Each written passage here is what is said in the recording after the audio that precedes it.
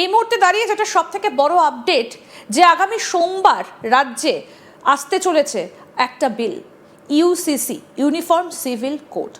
এবার কথা হচ্ছে, যদি এই বিল কার্যকর হয়ে যায় বা এটা যদি রাজ্যে চালু হয়ে যায় তাহলে কি হতে চলেছে, এটা হচ্ছে এই মুহূর্তে দাঁড়িয়ে সব থেকে বড় প্রশ্ন। আসলে এই ইউসিসি বা ইউনিফর্ম সিভিল কোড কি?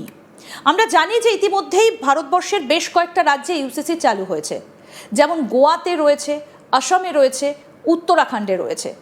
যদি পশ্চিমবঙ্গে চালু হয় তাহলে কি কি পরিবর্তন আসবে, এবং তার থেকেও বড় কথা, এই এক দেশ এক আইন আসলে কি, কাদের ওপর এটা প্রযোজ্য হবে?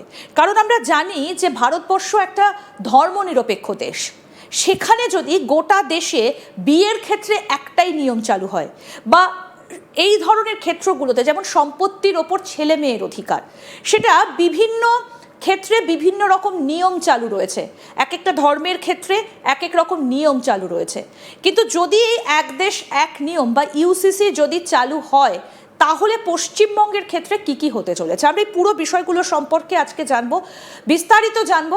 আমাদের সঙ্গে রয়েছেন বিশিষ্ট আইনজীবী শেখ সেলিম রহমান। দাদা, আপনাকে স্বাগত জানাই আজ তাক বাংলায়।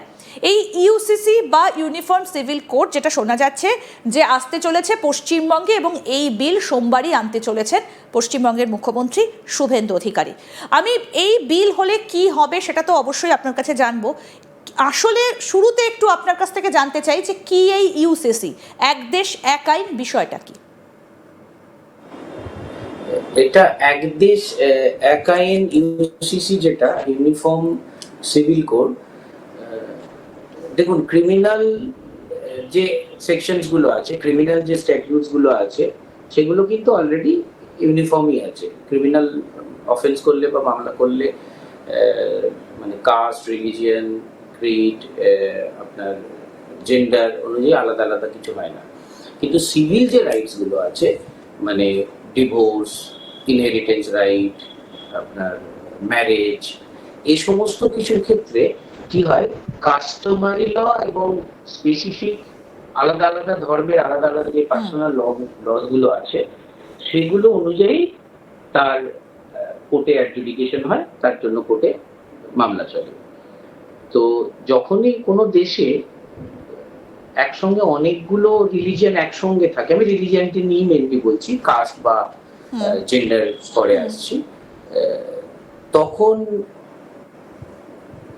যার সম্পর্কে যে ইন্ডিভিজুয়াল যে মানুষটার ডিল হচ্ছে, যেমন একটা আইন দেখুন অলরেডি রয়েছে, সেটা হচ্ছে ম্যারেজ আইন, ইউনিফর্মিটি মেনটেন করে হয়। কেউ ধরুন দুজন মুসলিম মতে বিয়ে করতে চাইলো, বা দুজন হিন্দু মতে বিয়ে করলো, বা দুজন খ্রিস্টান মতে বিয়ে করলো, সেটা হতে পারে, সেই আইন অনুযায়ী হয়। কিন্তু যদি দেখা গেল একজন মুসলিম একজন হিন্দু বিয়ে করছে, বা একজন খ্রিস্টান একজন হিন্দু বিয়ে করছে, তখন কিন্তু special marriage act already exist করে। তো কিন্তু সেটা অপশনাল তাদের কাছে, তারা মনে করলে ওই স্পেশাল ম্যারেজ অ্যাক্টে গিয়ে বিয়ে করতে পারে। আর যদি ইন্ডিভিজুয়াল মানে রিলিজিয়াস অ্যাক্টে যেতে হয়, তাহলে দুজনকে এক রিলিজিয়নের হতে হবে। কিন্তু এই ক্ষেত্রে এই ইউনিফর্ম সিভিল কোড হচ্ছে সমস্ত ক্ষেত্রগুলোতে, মানে তার সম্পত্তির উত্তরাধিকার, বিয়ে, ডিভোর্স, এই সমস্ত জায়গাগুলোতে যে একই আইন ফলো হবে, এবং সমস্ত সিটিজেন, এখন রাজ্য নিয়ে বলছি, তারা ওই আইন অনুযায়ী চলবে। That is called basically uniform civil code. কিন্তু এখানে একটা প্রশ্ন দাদা, সেটা হচ্ছে যে পশ্চিমবঙ্গে হিন্দুরাও রয়েছেন, মুসলিমরাও রয়েছেন। আমি কয়েকটা ক্ষেত্র একটু উল্লেখ করে আপনার কাছে জানতে চাই। আপনি বিয়ের কথা বলছিলেন, আমি বিবাহ বিচ্ছেদের কথাও যদি বলি, হিন্দুদের একরকম নিয়ম রয়েছে, মুসলিমদের একরকম নিয়ম রয়েছে, খ্রিস্টানদের একরকম নিয়ম রয়েছে।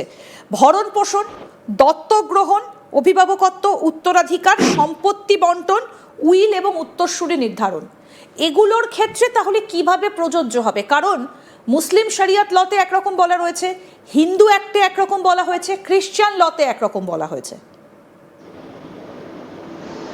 এটা না একটু কমপ্লিকেটেড ইস্যু, যে কারণে এটা নিয়ে বহু চর্চা হয়েছে, এবং এই চর্চাটা একটা আনসেটেলড বা আনরিজলভ জায়গাতে রয়েছে।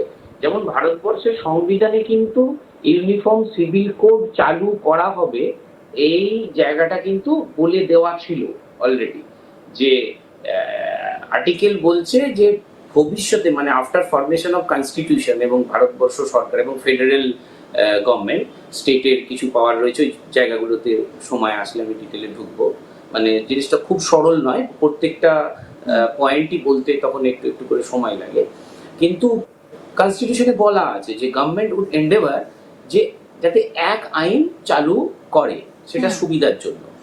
কিন্তু এটা তাহলে এতদিন হয়নি কেন বা চালু হয়নি কেন? দুটো বেসিক জায়গায় অসুবিধা হয়, মানে প্রেডিকামেন্ট আসে দুটো জায়গা থেকে। একটা হচ্ছে কনস্টিটিউশন বলছে সরকারের ডাইরেক্টিভ প্রিন্সিপাল, যেটা সরকারের ডিউটি, আর একটা জায়গায় হচ্ছে ফান্ডামেন্টাল রাইটস এবং সিটিজেনের ডিউটি।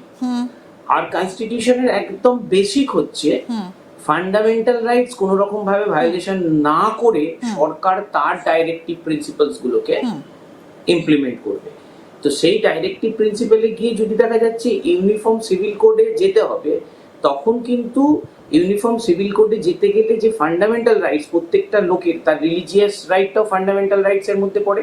সম্ভবত সেই জায়গা থেকে, সেই রিলিজিয়ানের রিপ্রেজেন্টেটিভ থেকে বা সেই সমস্ত রিলেটিভ জায়গাগুলো থেকে তাদের মতামত নিয়ে এবং তাদের ফান্ডামেন্টাল রাইট ব্রিচ না করে এই ইউনিফর্ম সিভিল কোড কে ইমপ্লিমেন্ট করতে হবে এবং একটাকে সেইভাবে বানাতে হবে। এই প্রসেসটা প্রচন্ড জটিল। যেমন একখানা রিসার্চ আছে, একখানা ওপিনিয়ন রয়েছে যে আফটার 1950 কনস্টিটিউশন যখন থেকে অ্যামেন্ড হলো, যে কেন ইউনিফর্ম সিভিল কোড তখনই চালু হয়নি। তখন এরকম একটা বক্তব্য ছিল, অলরেডি ভালনারেবল সোসাইটি, আমি এটা চালু করতে গেলে সমস্ত জায়গা থেকে যে পজিটিভ ফিডব্যাকটা পাবো, এই ভালনারেবল সিচুয়েশনে সেই ফিডব্যাকটা এমন হতে পারে যে সবাইকে খুশি করা গেল না, এবং সেই খুশি করাটা যদি ফান্ডামেন্টাল রাইটসে গিয়ে হিট করে তখন কিন্তু আমার এই অ্যাক্ট আটকে যাচ্ছে। এই কারণটাতে তখন একটা কারণ দেখানো হয়েছিল 1950 সালে। বি আর আম্বেদকর তিনি এর পক্ষে ছিলেন না, তার কারণ হচ্ছে দেশভাগে এমনিতেই মানুষ বিপর্যস্ত, সুতরাং সেখানে যদি ইউনিফর্ম সিভিল কোডটা চাপিয়ে দেওয়া হয় তাহলে সেখানে সংখ্যালঘু যারা রয়েছেন তারা সেখানে নিরাপত্তা বোধ করবেন না, এইরকম একটা কথা তখন সেখানে উল্লেখ করা ছিল। কিন্তু এত বছর পর, 1950 সালের পর 76 বছর চলে গেছে, এটা যদি চালু করার হতো সংবিধানে যখন রয়েছে, তাহলে তো এটা আরো আগেই চালু হতে পারতো। 76 বছর পরে কেন এটা নিয়ে ভাবতে হবে? একদম ওই চালু হতে গিয়ে এই যে ব্যালেন্স রাখাটা, যে সরকারের দায়িত্ব এবং ফান্ডামেন্টাল রাইটস প্রোটেকশন, এই দুটোকে কিন্তু একসঙ্গে এক রিদিমে আসেনি। এবং সরকার সবসময় ভেবে এসেছে এই এক রিদিমে না আসলে তার কি অবভিয়াসলি আইনের সঙ্গে একটা সোশ্যাল ইম্প্যাক্ট চলে আসে। হয়তো ওই সোশ্যাল ইম্প্যাক্টের কথা ভেবে, বা যেটা আপনি